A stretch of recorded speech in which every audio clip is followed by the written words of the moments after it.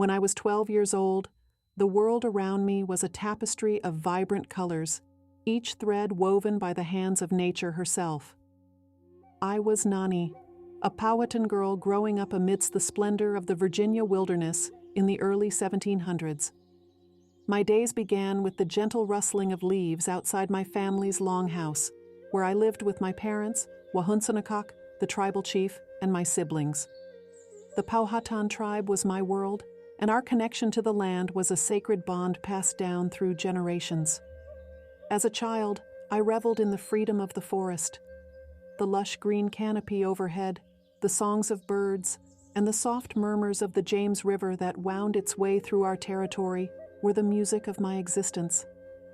I felt a deep kinship with the creatures that called the wilderness home, the deer that grazed in the meadows, the foxes that darted through the underbrush, and the fish that teemed in the river's depths. My mother, Kekata, was my guide in those formative years.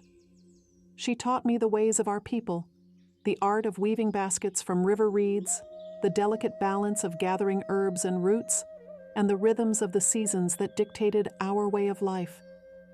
Her wisdom was a treasure I held close to my heart. But it was beneath the ancient oak tree that my true education began.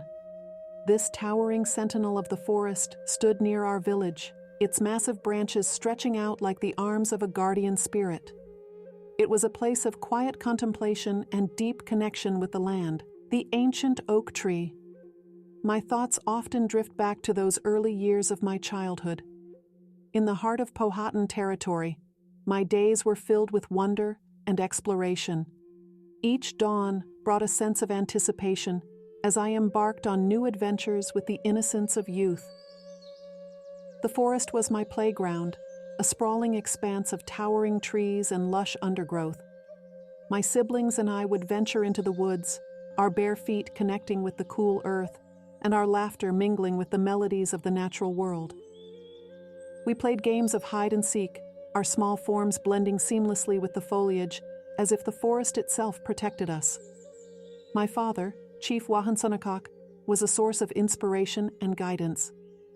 He was a man of wisdom and strength, respected by our tribe and revered for his leadership. From a young age, I observed his interactions with our people and witnessed the weight of responsibility that rested upon his shoulders. Under my mother's gentle tutelage, I learned the ancient traditions of our people.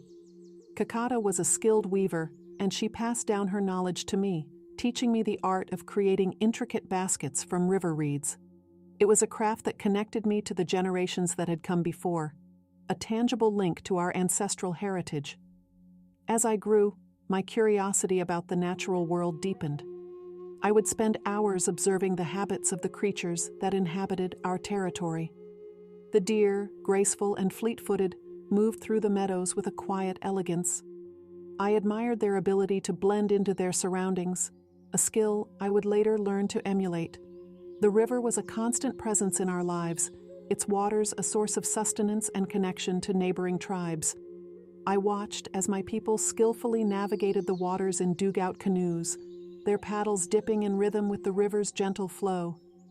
It was a sight that filled me with pride, knowing that we were part of a rich tapestry of indigenous cultures. But it was beneath the ancient oak tree that I found my true sanctuary. Its massive branches provided a canopy of shade and a sense of serenity.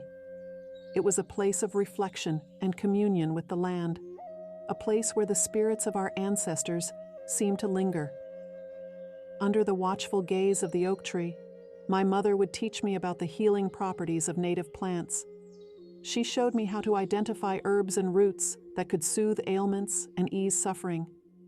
I absorbed her teachings with a sense of reverence, understanding that this knowledge was a gift passed down through generations. As I sat beneath the tree's majestic branches, I would close my eyes and listen to the symphony of nature that surrounded me. The songs of birds filled the air, each species contributing its unique melody to the chorus. I marveled at the intricacies of the forest, where every leaf, every creature, played a role in the delicate balance of life. In those moments of solitude, I felt a deep connection to the land and its rhythms. I understood that our tribe was not separate from nature, but an integral part of it. Our survival depended on our ability to live in harmony with the wilderness that sustained us. As the years passed, I transitioned from childhood into adolescence, my understanding of the world evolving with each passing season. The ancient oak tree remained a constant in my life, a silent witness to my growth and transformation. Little did I know that beneath its branches, I would encounter a stranger whose presence would alter the course of my life, a young man named William Turner, whose journey to the New World would intersect with my own, creating a bond that transcended language and culture. Our encounters beneath the ancient oak tree would become the foundation of a friendship that defied the odds, a friendship that would ultimately shape the destiny of our communities and leave an indelible mark on the land we both called home.